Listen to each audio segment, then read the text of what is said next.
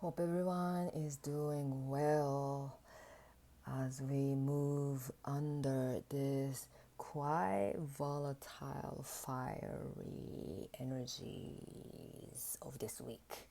This energy is on fire, and whenever we've been kind of under this energy since Venus moved into Leo to oppose Pluto. That volatile energy has been stirring up our feelings and emotions and themes of relationships and things changing and turning and ending and starting. And a lot of energy is within our field. But now Mars is approaching to conjunct Uranus, and this energy only happens once in 2 years or so, and this one is extra potent this time around because moon just ingressed into Scorpio, and this Scorpio moon created T square with Pluto and Venus, and tomorrow moon on Monday moon will reach the point of a degree which will oppose when Mars and Uranus come together in conjunction at 26 degrees of Taurus. This is, it's like real death endings, thus rebirth and transformation. I just see something decaying right after the death of our physical body. The cells and the skins and every structures within this body starts to shift and decay, and it returns back to the earth, and it actually fertilizes the earth so that it creates the nutrients for the new life to sprout out of that earthly ground again. That kind of energy is strongly present with us.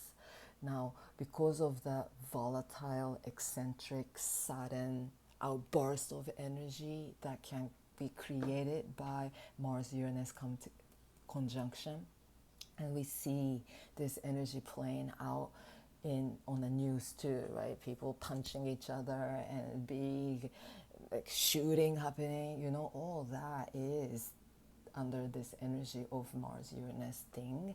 And this Mars Uranus is all intertwined so strongly with that Pluto Venus archetype, because Pluto, the modern ruling planet of Mars, right, being opposed by Venus, and Venus is the ruling planet of Taurus, where Mars and Uranus are meeting, and Mars ruled by Scorpio also, and Scorpio opposing Uranus, Mars, the war is going on in the astral realm. I shouldn't say war, but tension, right? Opposition and square is the energy dynamic of tension and war and cutting through things, right?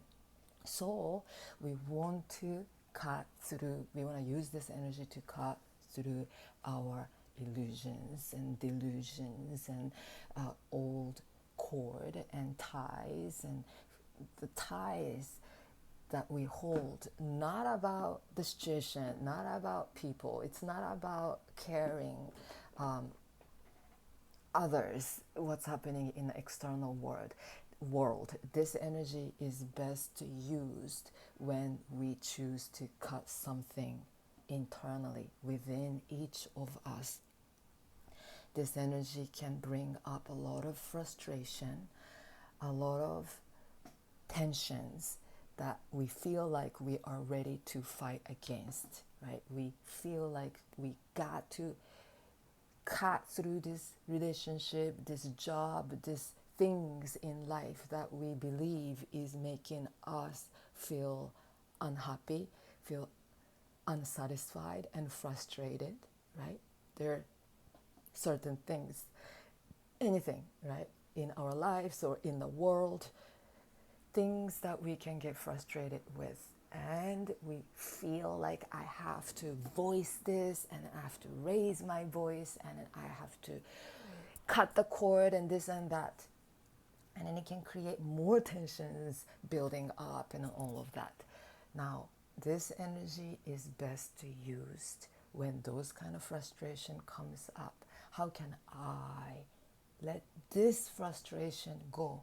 It's not about proving I am right and you are wrong. And it's not about quitting and letting go and releasing. And you can do that. That can happen. Definitely changing and endings are the themes of what's happening in the cosmic field. But internally, spiritually, in a way, under the umbrella of spiritual practice, what is happening outside of us is just a mere reflection of what's happening inside of us. So we have to think, how did I manifest this conflict in the external space outside of me? And how can I make peace inside of me to create more peaceful situations outside of me as my inner reflection?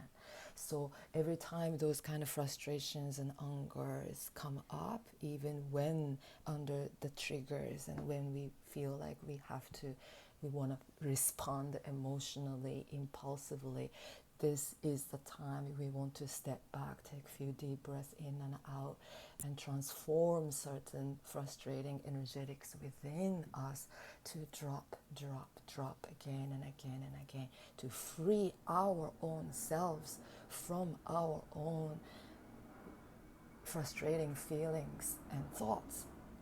We can do that. We have all the power to set ourselves free when those feelings and thoughts come up. And this cosmic energy is a powerful one we can use to bring some profound transformation and profound breakthroughs within. We can shift the emotional patterns and thinking patterns, and we can shatter the old reactive patterns that we have lived with because of the past repetitive patterns, because of the past memories of the past and this and that, right? This is the habitual patterns of storylines that we've carried for years and years and years and years. But this can be a pivotal point in our life where we can choose to let go of that pattern, of those storylines, and we can choose to start really writing new stories, new karma, big time. This is the week. Now, after Monday's Uranus, Mars coming together, right, Moon opposing this energy, Sun will come to 26 degrees of Cancer on Wednesday, I believe on 18th. It will sextile Mars-Uranus conjunction point. And this Mars-Uranus conjunction is actually bringing up the energy frequency of when Jupiter and Uranus came together on April 20th. Around April 20th, Jupiter and Uranus travel together from 21 degrees, 22 degrees of Taurus, and this Uranus-Mars conjunction is happening at 26 degrees, but they're only 4 degrees apart. This is the energy that we've been kind of under for a sudden breakthrough, sudden shift of awareness, and sudden shift of our foundation, because it's the Taurus energy. Taurus energy is this solid ground.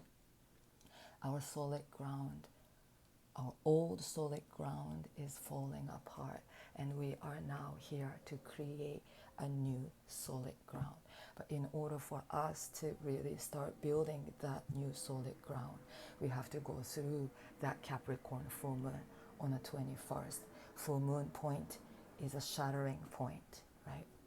And this full moon that's happening at the end of this week on the 21st, that's the second Capricorn full moon.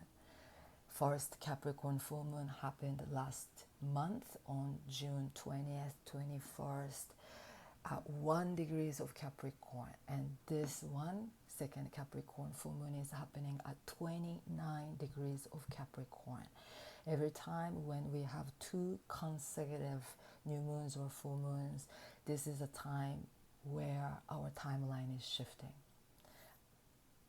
Dimension is shifting. Of course, we cannot really see that through our senses and through our eyes and stuff like that, but it's the pivotal kind of turning and shifting and adjusting is happening now.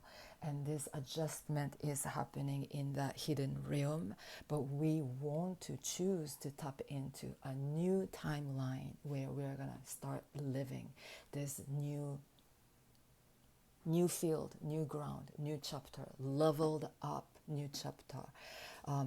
And we want to claim that. We want to claim this timeline shift, and so we can start living as a new being, living the new life, right? New chapter, brand new, period. And in order for us to tap into this new self, this Capricorn full moon is at 29 degrees of Capricorn. Pluto will be at 0 degree of Aquarius. Mars will ingress into 0 degrees of Gemini right before this full moon, and Mars will trine Pluto. This is revolutionary. This Mars is the energy that is with Uranus, and this Mars, the fiery fighter, is being activated by Uranus, the revolutionary, evolutionary, futuristic vision, right? Eccentric, one of a kind, individualistic planet, right? Uranus is, I don't give a fuck, I don't give a care about what other people's doing, not caring about the status quo. It's the non-conformist, right? It's the energy of I am me and then I do me. I don't care, I do me. You know, that kind of energy of just unique, be the outsider energy, right? You don't have to fit in. Be the outsider, but shine your light. Shine your authentic, one-of-a-kind soul that you are. You are that one-of-a-kind spirit existing within this universe. So shine your spirit and shine your light. This Mars-Uranus conjunction is activating our own inner spark of fire. And as we move toward this later this week, when Mars, after ingressing into Gemini and aligning with Pluto, this is accelerated, like, shift of energy. It's a change. Change is in the air. Change is in the ether. If it's happening in the ether, it is happening our depths of our psyche once again. Something is coming up. We cannot deny it no more. We cannot hide it or repress it anymore, right? Let whatever surges and comes up, turning and stirring, and let that energy to blossom and,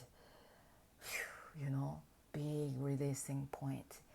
And that releasing point can come up by when we choose to let go of struggling no more, right? With this or with that or with this situation or with this people or with this life, right? With life, with the world, everything, right? We can continue to battle and struggle with everything that we consider as enemies or as challenging themes, or we can choose to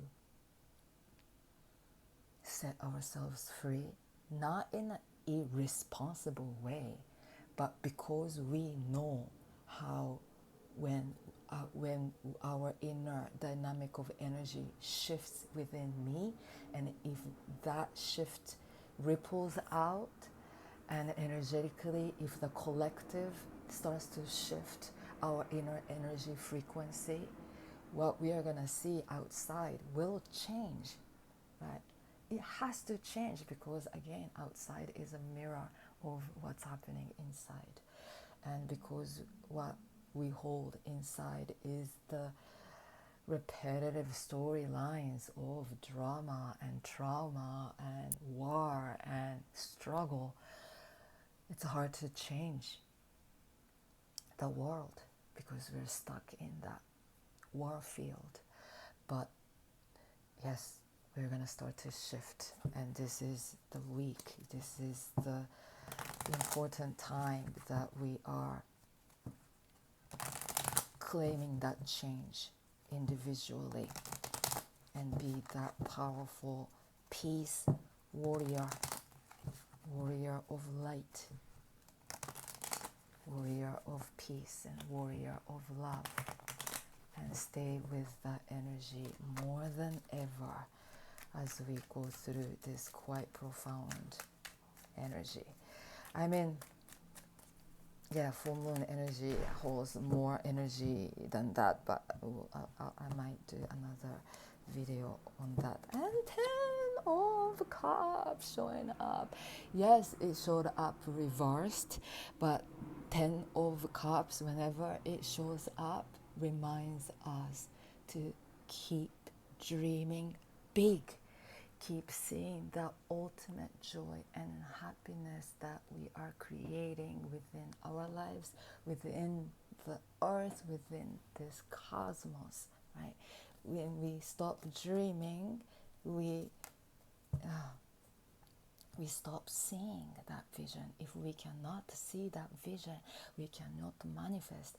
Every manifestation within this physical reality started first in that God-given imagination and visualization. And those three cards showing up, 10 of Cups, King of Cups, and High Priestess right side up, they are reminding us to keep knowing the power of a visualization, power of imagination. It's not about, if we think visualization is nothing, or you have to, you can say that, right? I mean, we believe that. We were told as a kid, right? If you are daydreaming and if you are in your cuckoo dreamy land, it's not a cuckoo land, it's the dreamy land. If we were there, adults and parents and teachers would say, no, don't be realistic. Do your homework, do your thing, do your work, be realistic. What is more realistic? I don't know no more, right? The dreams and daydreaming and this physical, tangible reality. What is our reality?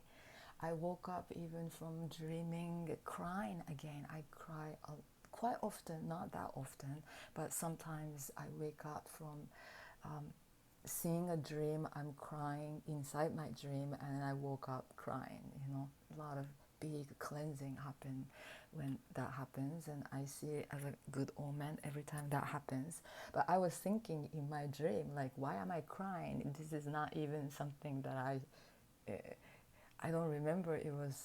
I don't remember exactly, but that was not a happy cry or sad cry, but somehow I was crying, and it feels so realistic, right, within a dream.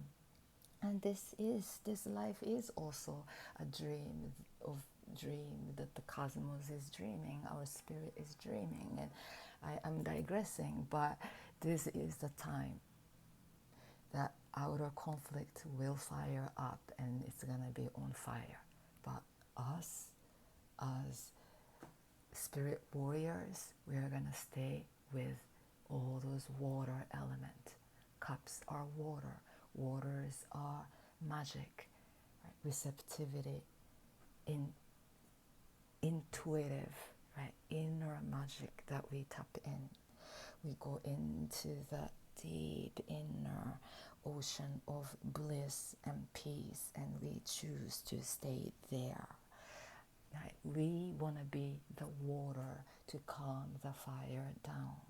Right? We cannot get triggered to be the fire, to bring more fire into the fire, right? We want to tapping into our inner water and trust. Water is the trusting. Water is faith. Water is that inner wisdom, the inner knowledge. It's the ancient wisdom that is stored in our psyche, within our memories of our spirit, right?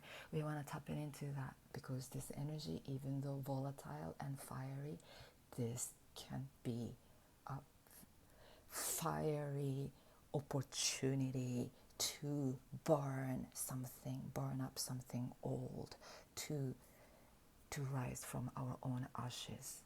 This is the moment for us to rise as phoenix rising. We are that immortal. We are that free spirit, right? And let us keep rising up, high, high, high, to raise the collective vibration of this earth, to raise the collective, energy of the cosmos. This kind of awakening and evolution is not only happening on this human level. We are the cells of the earth. We are the cells of the universe. So if it's happening within this humanly level, it's happening on the earth. Earth is going through the up-leveling too, as well as the cosmic realm.